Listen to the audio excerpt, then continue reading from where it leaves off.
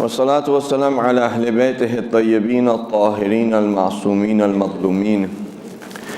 اللهم كن لوليك الحجة ابن الحسن صلواتك عليه وعلى آبائه في هذه الساعة وفي كل ساعة وليا وحافظا وقائدا وناصرا ودليلا وعينا حتى تسكنه أرضك طوعا وتمتعه فيها طويلا برحمتك يا أرحم الراحمين. اللهم صل على محمد. اللهم صل على محمد وآل محمد. أما بعد. السلام عليكم ورحمة الله وبركاته. All praise and glory belongs to Allah, the creator of this universe, the one whose mercy, kindness, love, knowledge, and the rest of his traits are there for the people who believe, the people who trust in Him, the people who ponder, the ones who have intellect. Searching for those traits, for them this universe becomes a place of worship. And the one who are utilizing the things that Allah subhanahu wa ta'ala had given to us to get to know Him, then the place or this universe or this world becomes love and la'ab. It becomes something which is purposeless. It becomes something which is just a game. It becomes a pageantry, it becomes a drama, it becomes a movie where people act as a father, they act as mothers, they act as sisters, brothers, IT professionals, sons, daughters, and the rest of the acts that we do with the roles that we play. To be able to get to know Allah subhanahu wa ta'ala, we need guidance and we need knowledge by the representatives of Allah subhanahu wa ta'ala that have come and given us the information that if they had not done that, we would not be able to, even after 10,000, a million or a billion years of technological advancements, we would have not been able to come to that information, that knowledge. When it comes to the technology or the information around us, we get really in awe about it. Right? Like because what I have with me is, I have my elders, I have the middle-aged, I have, my brothers that are 6-7 years old, a little bit older.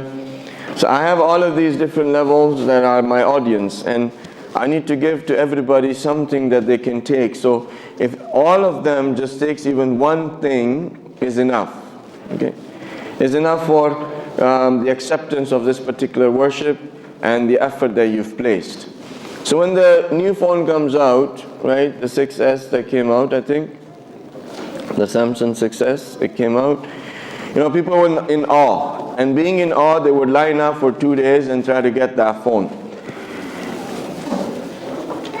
And they would look at that technology and say, 13 megabits or MP camera and 5 back, 13 front, 5 or 8, and this kind of chip in there, and all of this screen with all of this resolution and with all of these apps and all of these sensors. It can take your heartbeat, it can do your heart rate, it can measure the UV around you, it can do all of these things, and it's like, wow. Do you know that all of the sciences that we have today, the chemistry, the physics, the mathematics, every single thing, calculus, that you are studying in universities, the authors that they learned from in the universities, in the Western universities, were from Muslims. For 200 years, the books that were taught in medicine, the authors were Muslims. If you were to go back in history and take a look at all of these sciences, the people who wrote the books and taught, they were all Muslims. And as you go further back in history, what you will get is the 5th Imam and the 6th Imam, Imam Bakr ﷺ and Imam Ja'far Sadiq ﷺ. And if you had gone anywhere, just come back to me for just 2 minutes and think about this point. So chemistry, the narrator of chemistry goes back to the 5th or the 6th Imam. The narrator of physics goes back to the 5th or 6th Imam. Calculus, right, finite, biology, all of these, they go back to the narrator is 5th Imam or the 6th Imam. With me? Did the 5th Imam or the 6th Imam have any teachers? No. So you have all of these sciences in universities. You go through the different laws that have been there. You know, the law of gravity, the law of action and reaction, opposite reaction, like all of these laws that you study in any science. These laws that this person made this law, discovered this law, right? Newton's law, who discovered it? Newton did, right? Okay. So Newton discovered it. So you said this law of Newton is from Newton, right? You go back to this chain and you see certain individuals. Okay, why don't you go further back? Why don't you go further back? If you go further back, what you will find is the students of the 5th or the 6th Imam being their teachers. That when Newton, he didn't come out from the mother's womb as Newton, right? He went to some sort of schooling, some sort of process of education with teachers at university, a textbook. Yes or no? Yes. With all of these people, they had teachers, and then those teachers had other teachers, and the whole chain goes back to the 5th or the 6th Imam. And the 5th or the 6th Imam did not have a teacher. Where did they get this knowledge? It was inspired by Allah subhanahu wa ta'ala. That knowledge was packaged in revelation. It was inspired to the Holy Prophet. And the Holy Prophet inspired Imam Ali alayhi salatu wasalam. Imam Ali inspired Imam Hassan or Hussein, Ali ibn al-Hussein, and Muhammad ibn Ali, Imam Bakr alayhi salatu wasalam, and Jafar ibn Muhammad.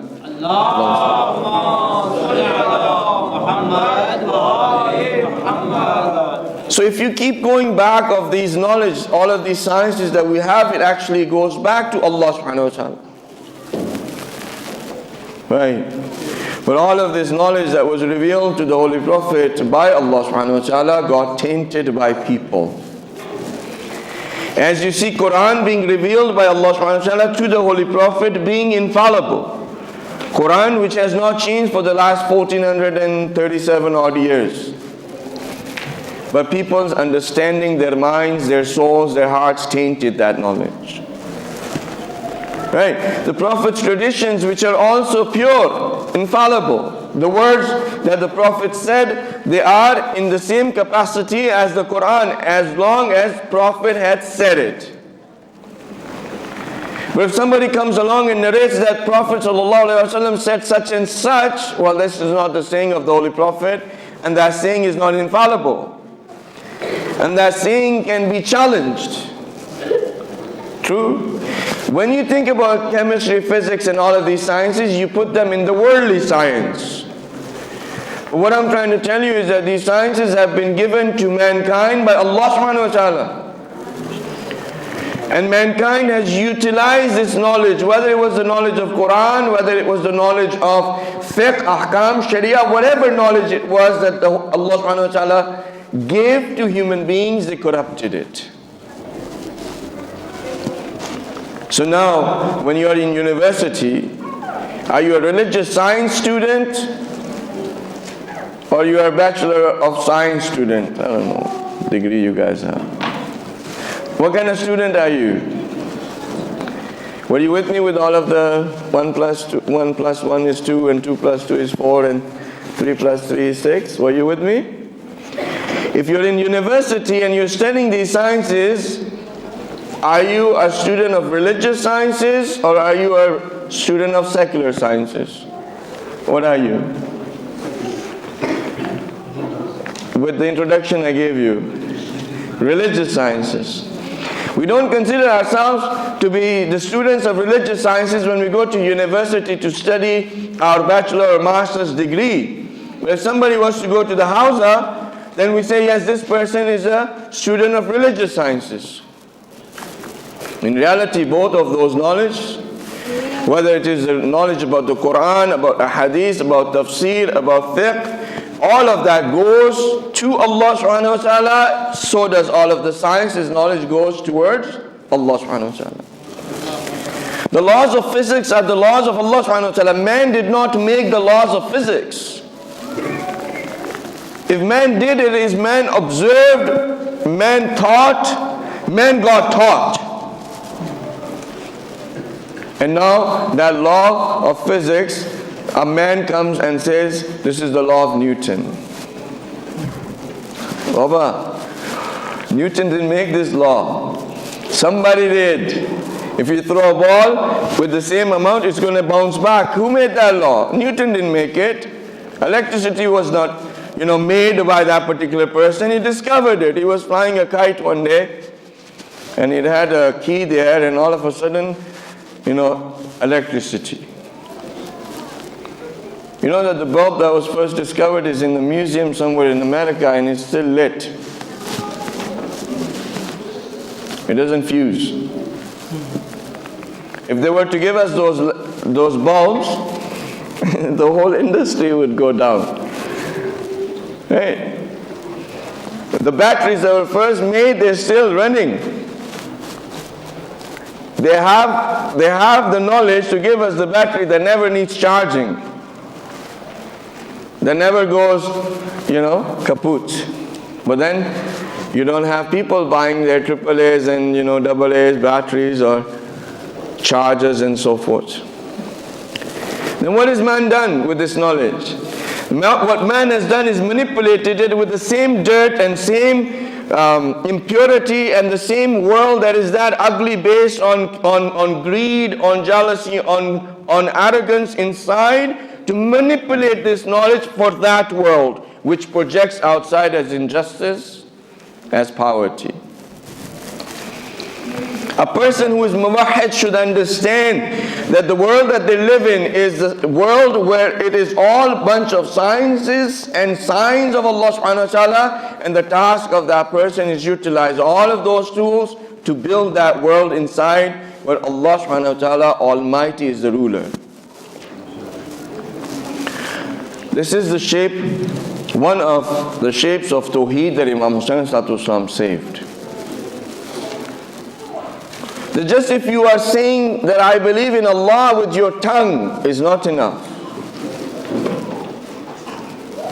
Ad-Dinu Abidud, An-Nasu Abidud Dunya. You can read it here. The people are the slaves of this world.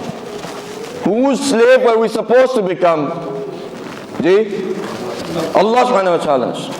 Which world is Imam Hussain talking about here? The world that Allah subhanahu wa ta'ala created? No. What your eyes can see? No. What your eyes can see are the signs of Allah subhanahu wa ta'ala. It is the place by which the friends of Allah subhanahu wa ta'ala take heed and guidance to go towards Allah subhanahu wa ta'ala. In this world that Allah subhanahu wa ta'ala created, a flower, a bee can change a human being's life. That a bee can be revealed all that is required for that product to be made that has shafa for all diseases.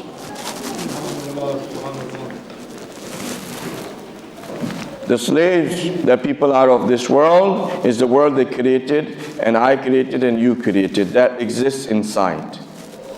We're slaves of that. We're slaves of greed. We are slaves of arrogance. We are slaves of jealousy. We are slaves of transgression. We are slaves to all of that. And the religion, you can read the English here, and the religion is actually like a chewing gum in their mouth. Ad-Dinu la'ikun ala alsinatihim.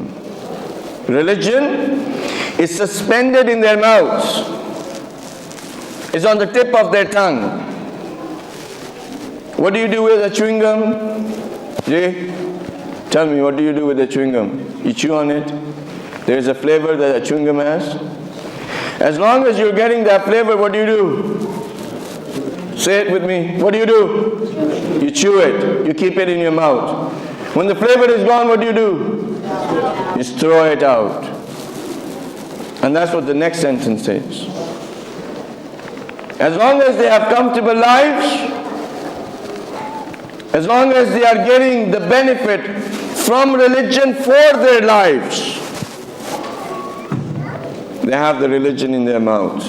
Subhanallah, subhanallah, subhanallah. Allah, Allah. As soon as they are tried with difficulty and hardships, they throw it out. And then afterwards, قَلَّتْ دَيَانُونَ. Very few are remained as religious. So people said La ilaha illallah, but they were slaves of their dunya that they built inside. Shimr was a slave of greed, of jealousy, and of arrogance. The God of Shimr was not Allah. He used to say La ilaha illallah. But the God of Shimr, may the curse of Allah be upon him, his God was greed, his God was jealousy, his God was arrogance. And he submitted to that God to the point where he took the knife and cut the head of the grandson of the Prophet. Knowingly.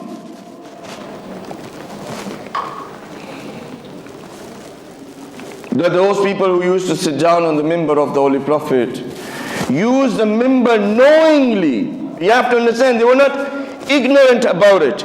That they did not know. They knew.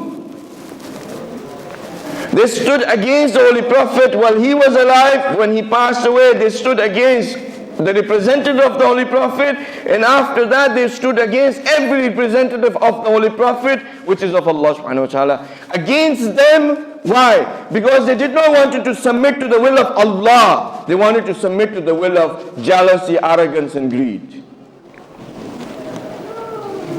And for them, everything was allowed then. Their namaz, their roza, their fast, their hajj had no benefit for them. They could not realize that this straight path is a path of those individuals whose God is Allah. If on this straight path the person's Lord and who he submits to is not Allah subhanahu wa ta'ala, then there is only two other ways. مَغْضُوبِ عَلَيْهِمْ وَلَا الضَّالِّينَ. There's only two ways left. Either they're going to be under the wrath of Allah subhanahu wa ta'ala, or they're going to be the ones who have gone astray. There's no fourth condition. Imam Hussain realized that people are submitting to the love of the dunya that they created for themselves inside, and they needed to be woken up so they realize what is the reality, the essence of Allah subhanahu wa ta'ala that they needed to submit to. To wake them up, he performed the greatest of all sacrifices for the will of Allah subhanahu wa ta'ala, for the love of Allah subhanahu wa ta'ala. And that sacrifice was so great that it woke people up. It has been waking up people till now. Then in the majlis of Imam Hussain, people become hur.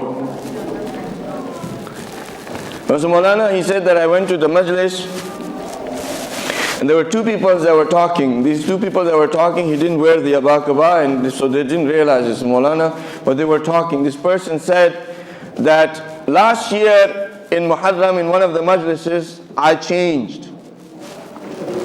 And what has happened to me now is that in the whole year that has gone by, because Muharram is the start of a new year, Islamic calendar, he said the whole year that has gone by, I had 14 years of qaza namazes, I have been able to perform them in that 1 year.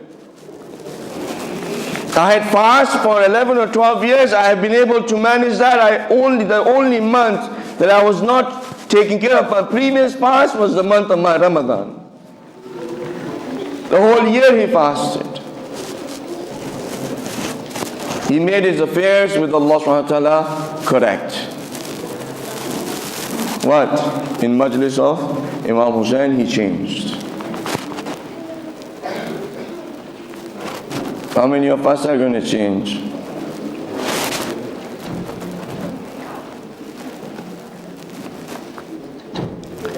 If you can recite aloud, salawat.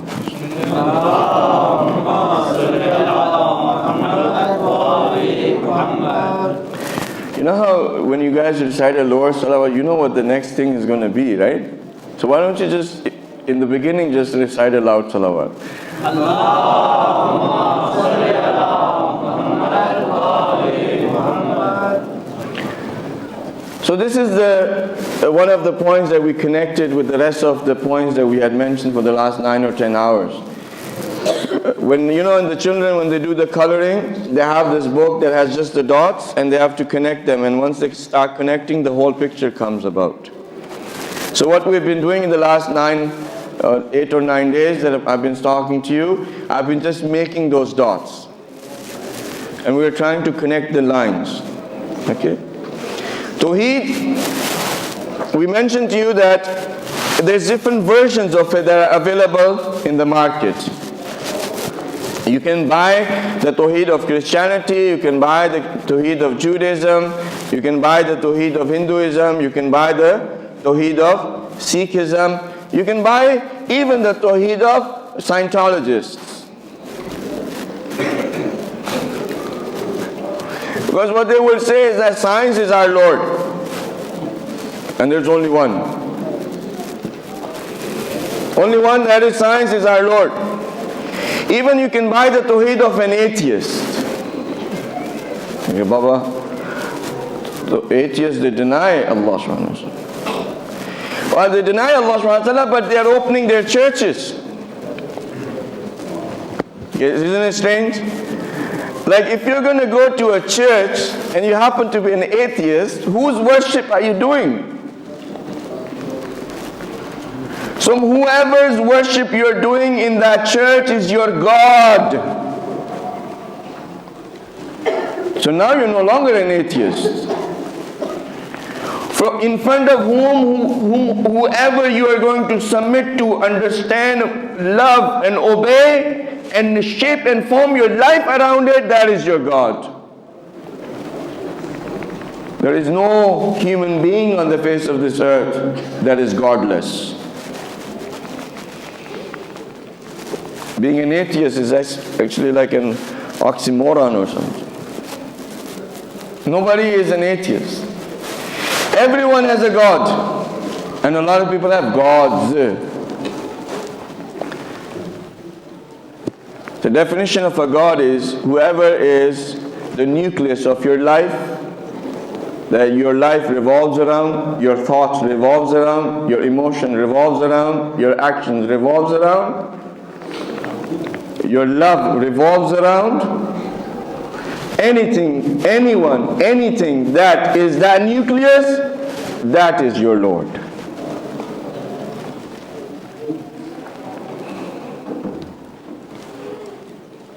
With me?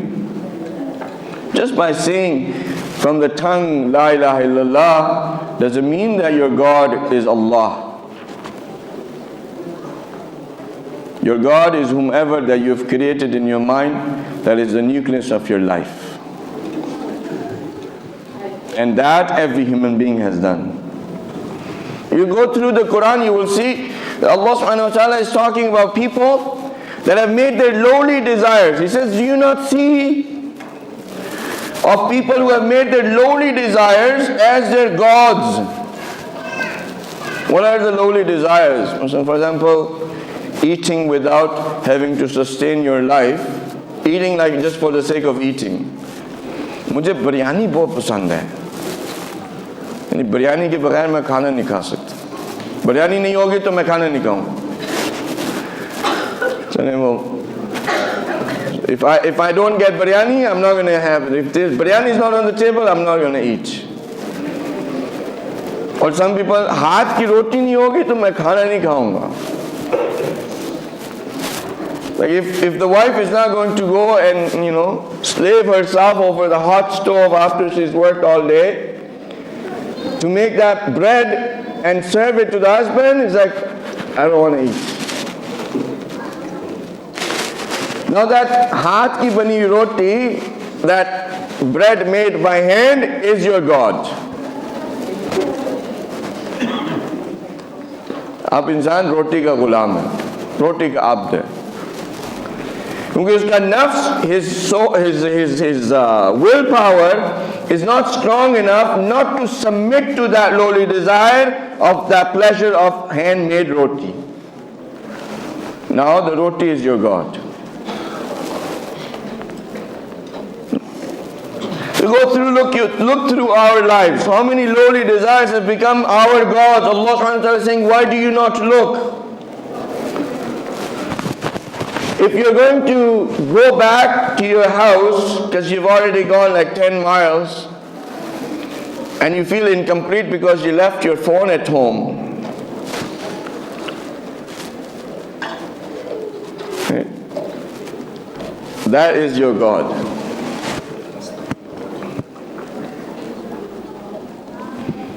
Because now you feel incomplete. Now you feel as if something is wrong. Now you feel there is a certain uncomfortableness inside of you. You feel as if the phone is not there, something's going to go wrong. So when the azan is being recited, you do not have any of those feelings. You mute it. Or you live 5 minutes away from this masjid, but you do not show up for prayers. But if you left your phone at home, you will go back 10 miles just to pick it up. While you know that 5 to 10 minutes away, you are here and namaz is being upheld at its proper time. But we're not concerned about that. We do not want to take that 5 minutes drive. It's too hard. What about going back for your phone? Is that not hard? What about driving for 2 hours to get to your work? Stuck in traffic.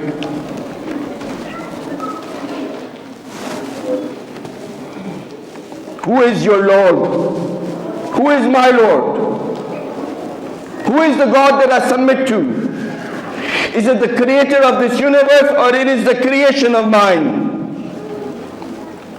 That is what has been wrong at the time of Imam Hussein, and that is what is wrong in our time. If our Lord becomes Allah, all of our problems are solved, and Imam of the time will be it. And we do not need all. As many people do we have in this particular Hussainiya, that is the amount of people we need. We don't need everybody. We just need a few. We just need a few who will let go of these gods and they will only submit to that one God. And we've been asked to do that for 1347 years.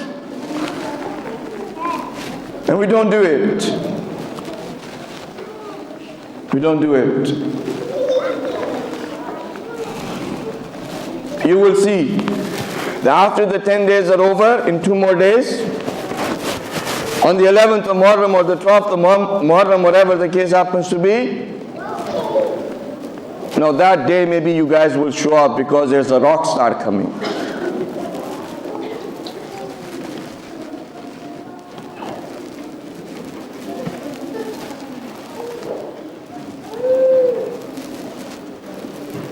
Maybe you will come.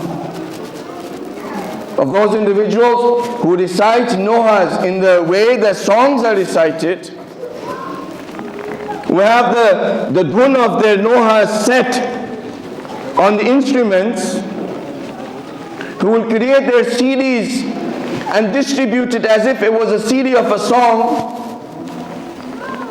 of the people that listen to those nohas and they are driving and they are doing all of their housework, but they're not having a single tear in their eye, just so that they can fill the time that is, empty. The people who want the protocol of a celebrity, that there should be a limousine, there should be a 5-star hotel, there should be this, there should be that. The people whose looks, our sisters will say, is good looking, the price goes up. Is that the azan of Imam Hussain that we have brought it down to? That it becomes an industry. Where the reciter is sitting on the mimbar is a professional taking money from you. and you're giving money to that professional that is unimaginable in any profession. $20,000 a night, $10,000 a night, just to recite what? The Masahib of Imam Hussein.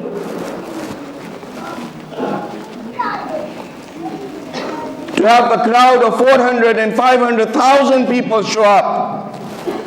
But if there's a scholar who wants to give you knowledge, 15 people, 20 people. Where are we? Who is our God? Is it truly Allah subhanahu wa ta'ala? Or is it our lowly desires and we have put the libas, the chadar of Islam?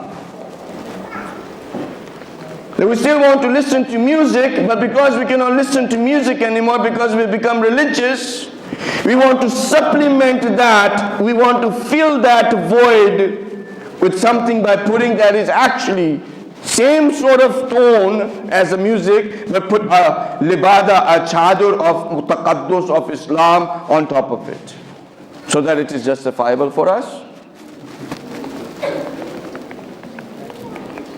We follow people who have, a minimum amount of information. They come up and they sit down on the place, on this place, on this place. Not on one or this, on this place. This is the place of a ma'soom. This is the place where infallible sits down. This is the mimbar of the Holy Prophet. Anyone who wants to sit down on this mimbar has to sit down in a way that this is not enjoyable. This is something which I'm doing because the Imam of the time is not there, because it is a requirement that I need to sit down. And those individuals who have spent 40 to 60 years of their lives, they still do not consider themselves worthy to sit on this mimbar. They will sit down on the steps. They will sit down on these steps. They will say, we are at the place of the feet of the Prophet. We cannot sit down at the place of the Prophet. Yet we have individuals who have no knowledge. Their character is closer to the character of the enemies of Ahlul Bayt.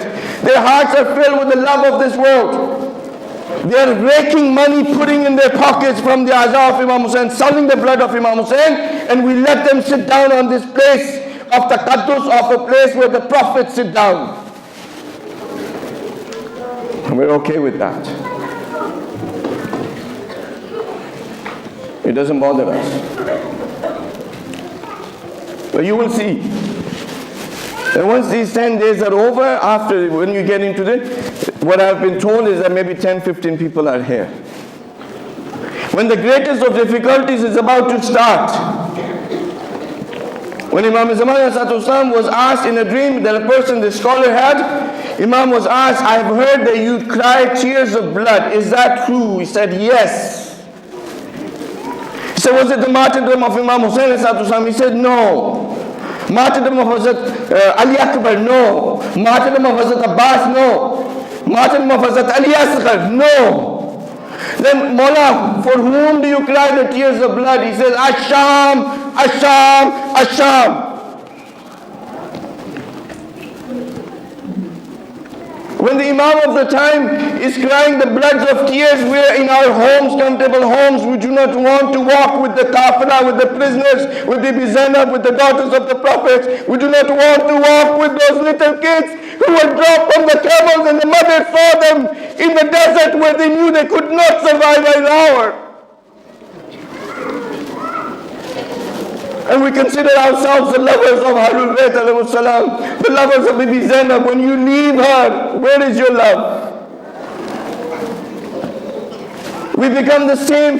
We have a funeral, there is a person, we go bury that person, and then we go back to our normal lives as if nothing has happened. This person you're going to bury on the 10th did not get a proper burial.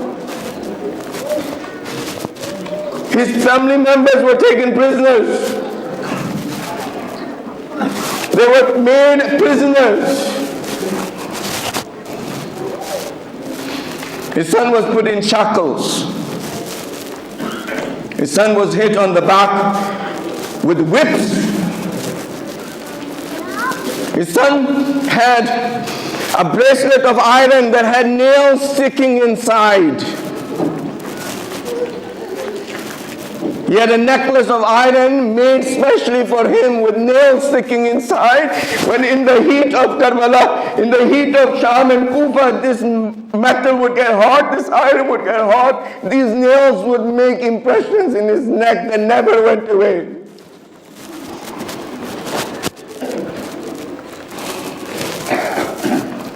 The Azab of Imam Hussein is Mustahab Muakkad, it's the most recommended. And if the honor of the majlis is not being upheld by a city, there becomes wajib-e-kafai for that city to have that many people that the honor of the majlis is intact. If a person from another mazhab walks in and he sees that the majlis is being recited and there's only 15 people while there are 200 or 400 houses, on the day of judgment, everybody who stayed home will be asked on the day of judgment, why did you not protect the honor of the majlis? It was wajib-e-kafai.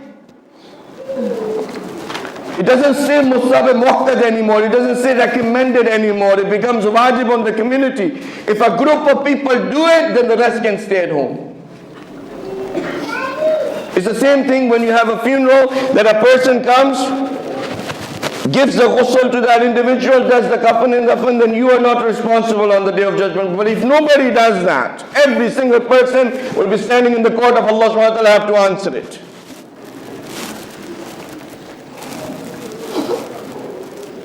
And you will see that. That to listen to somebody to come and take the stage and make our hearts, sort of like soft, and for us to enjoy the voice that he's saying, we will come in numbers. But when it comes to give pursa to Bibi Zainab, where the difficulties of Ahlul Bayt start, where are we? What has become of us? Our hearts have given, our minds have given up, our emotions have given up. We're submitting to something that we should not submit to.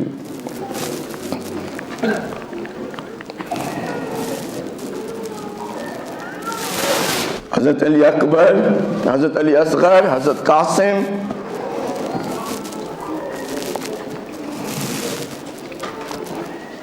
You know what all of their worries were?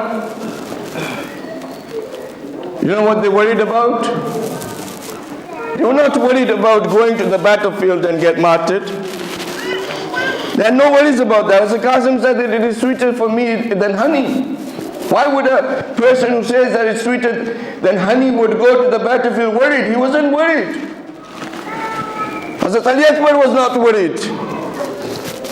Imam Hussain was not worried. Hazrat Abbas was not worried. About martyrdom, they were not worried. Hazrat Qasim says, and then he goes again, he said, death to me is that necklace that a bride wears, and it is there for its beauty. Martyrdom for me is going to beautify me. It's going to give me elevation in my levels, closeness to Allah subhanahu wa ta'ala. I'm going for that success. Why would they be worried? They were worried what will happen after they have been martyred. When people did not know if Imam Hussain is alive or not, they said, if you want to find out if Hussain is alive or not, get these horses to go towards the tents, you will find out. That body that did not have any room for arrows and for wounds, that was lying on the sands of Karbala. When Imam Hussain heard the horses going towards the tents, towards the daughters of the Prophet, his body moved. His body moved. Every time he would go, he would fight, he would come back, and he would recite something. He would say Allahu Akbar, he would recite some zikr of Allah subhanahu wa ta'ala, so that Bibi Zainab can hear that Hussain is still alive. The Sakina can still hear that my Baba is still alive. And after that happened,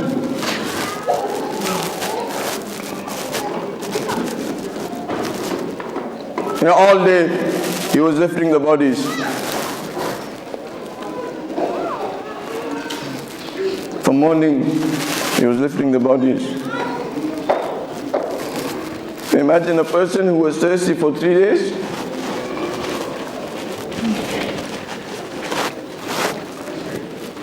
Who had to go and fight. And when you see blood, your heart sinks. You feel nauseated. You feel as if you're going to fall down, you're going to faint. Your strength is taken away from that sight. Yes? Your strength is taken away from that sight. Try to imagine what strength was left in Imam Hussein's body when he had seen the mutilated body. The mutilated body of Hazrat Qasim. How did he feel? The body that was filled with wounds. The body on whose head was the opening of the mark of a sword. And this head did not belong to a grown man. This head belonged to a 12 or 13-year-old child. What strength is left? Imagine seeing the arm severed of Hazrat Abbas. Arms lying on the sands of Karbala, picking them up. What strength would be left in Imam Hussain when that kind of scene is in front of him? His heart would sink. His body would shake. His worried mind.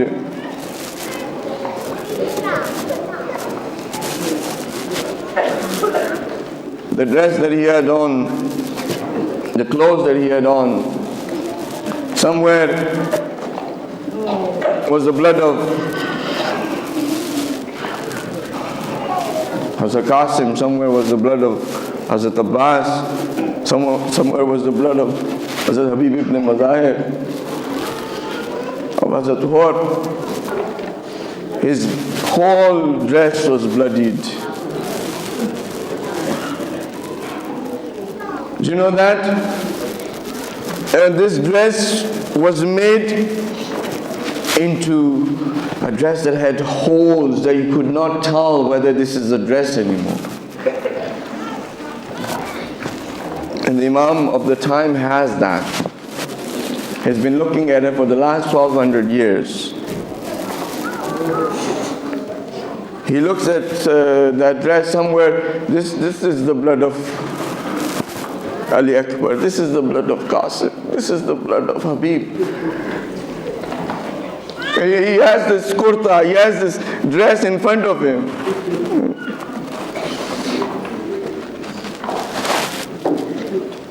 There's when he would find close to Imam Hussein's lap, this is the blood of Hazrat Abbas when he had his head on his lap.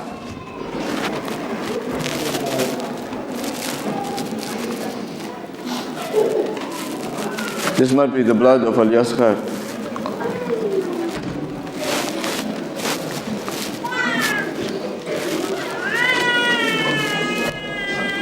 When all of this was done, he asked, is there anyone who will help me? In the tent where Hazrat Al-Yasghar was, he enters, he sees a 6 months baby, 3 days thirsty, hardly able to move, not have enough strength to even cry. You don't understand when the body gets dehydrated how it feels. You only feel that for 1 day in a comfortable home. In a comfortable home, you do not know the heat of that desert.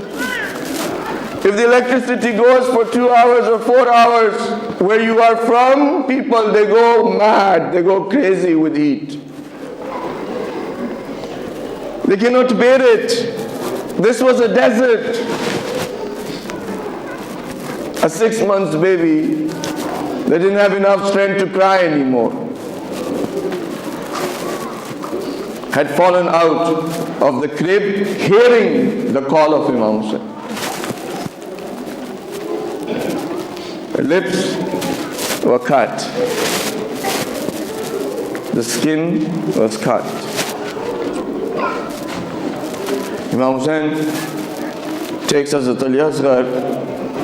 A father going now and pleading for water for a 6 months baby.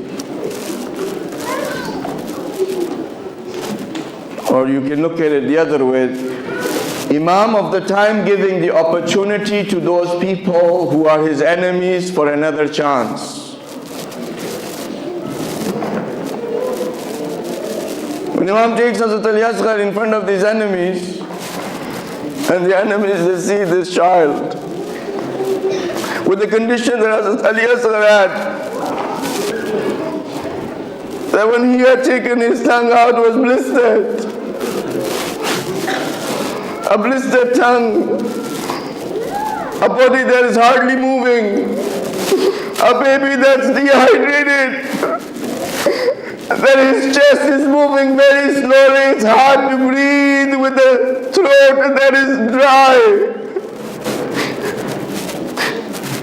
When these people, they see this scene, they start crying. And these people who had the heart of stones, they started crying. Things were changing. People were starting to realize, what are we doing in this battlefield? We killed the family of the Prophet for what? This oppression we've done, this tyranny we've done for what? Is the government is having all of this money, all of this, is it worth it? This is a 6 months baby, look at the condition. And they started to cry.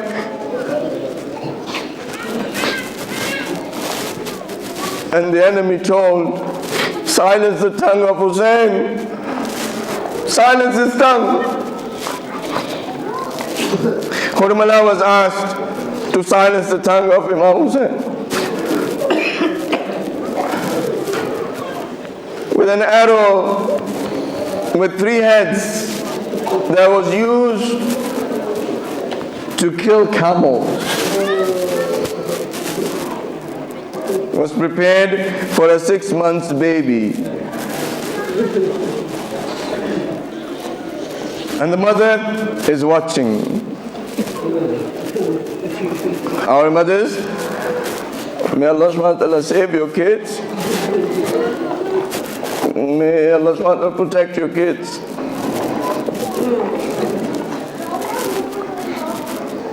A mother to see that, it's not fair. And the arrow's in the air. The arrow has been shot. The arrow is in the air. And all of a sudden, Imam Hussain feels that arrow in his arm. But with this arrow, when he puts his head down, what does he see? He was surprised that this Al-Asghar, who was not moving before, this Al-Asghar who had no movement in his body, whose neck was tilted, whose breaths were very slow, that all of a sudden this Al-Asghar is moving now. This Al-Asghar is moving now. Why? Because his neck was before the arm of Imam Hussain.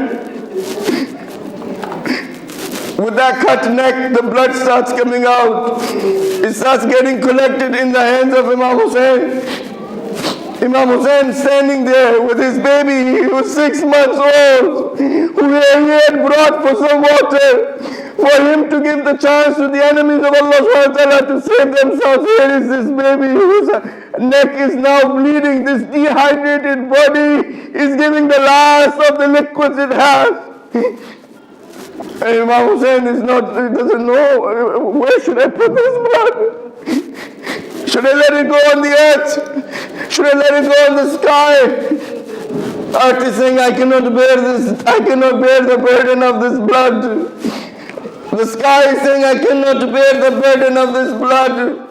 There was only one place this blood could go that could hold the burden of this blood. That was the face of Imam Hussein.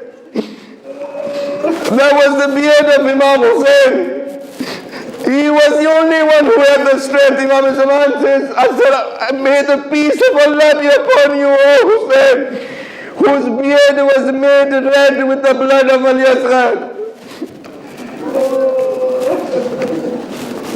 What to do now? What to do now? How can I take this body to the mother? What should I do? Imam goes front, then he comes back. Inna lillah wa inna ilayhi raji'un bidhanbi qada'ihi wa tasliman li amri.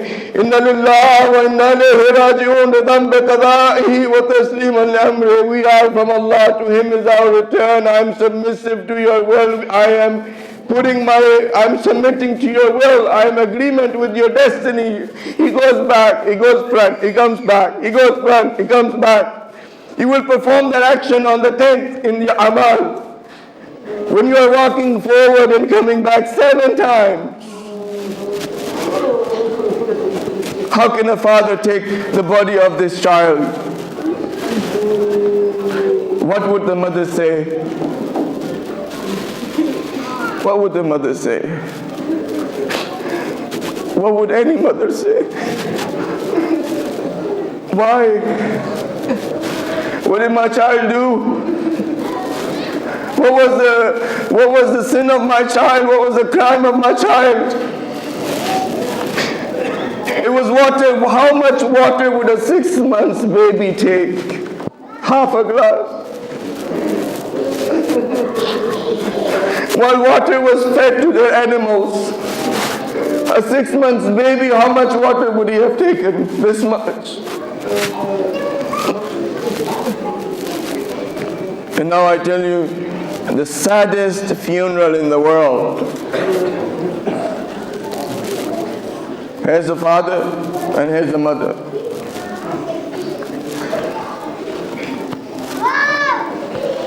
You know, when the son or daughter loses their parents, they say, yes, alhamdulillah, Allah subhanahu wa ta'ala blessed us with these parents. They happen to be 60, 80 years old. Everyone, inna lillah wa inna ilayhi raji'un, everyone has to go back to Allah subhanahu wa ta'ala, and they keep having patience to their heart. The other people, they come and say, it's okay, you know, he was old, he was sick, he had to go, it's okay, just be patient, submit to the will of Allah, it's okay. But imagine a 6 months baby. How would you console the parents of a 6 months baby who had not committed any crime, who was the son of the Prophet, who had the bloodline of the Prophet, who was made thirsty, his neck was cut? How could you console those parents? Imam Hussain digs a small grave for Hazrat Yasir, puts him in there.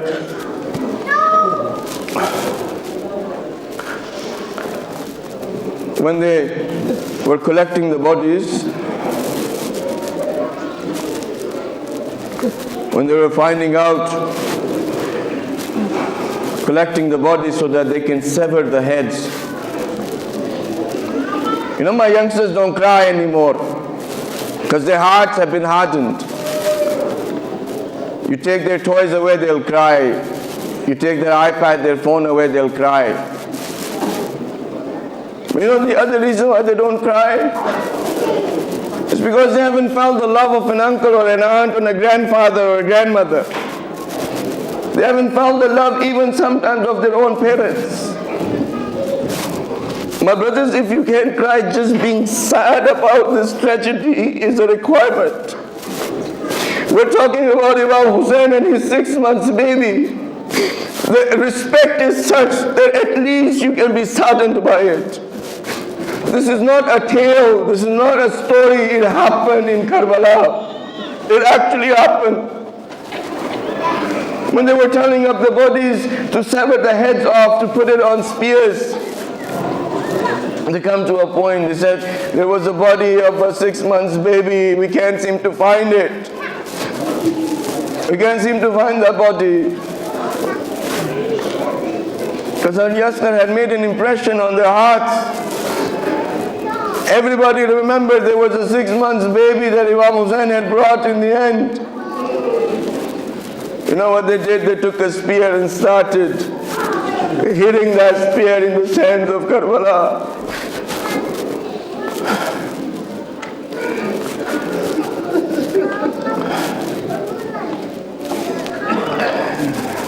I cannot say after this.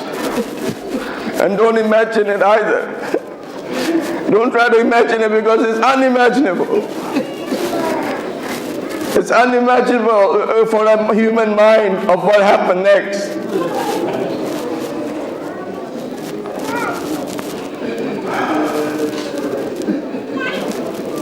Oh Allah, for the sake of this baby, Imam Hussain sacrificed for your love, for your religion, to save your Tawheed. Oh Allah, give my brothers and sisters and my elders enough courage to always stand with justice, and if there's unfairness, to always be against that. Oh Allah, give them the opportunity and give me the opportunity to purify the information that you've given to us through the means of the prophets and their representatives. Oh Allah, give us the opportunity for us to follow your laws, for us to submit only to your will and not to our own will. Oh Allah, the Imam of the time who is waiting to take revenge for the blood of Imam Hussain, the family of the Prophet, oh Allah, keep him in your safety, protect him wherever he happens to be. Give patience and comfort to his heart in these hard times. Give us the opportunity to become his followers, his friends, and that one day we can stand with him and submit to your will together to bring about the promise that you have promised. Bismillah ar-Rahman ar-Rahim, wal-Asr, innal insana lafi khusr, illa alladhina amanu wa amilu s-salihat wa tawassaw bil-haqqi wa tawassaw bis-sabr.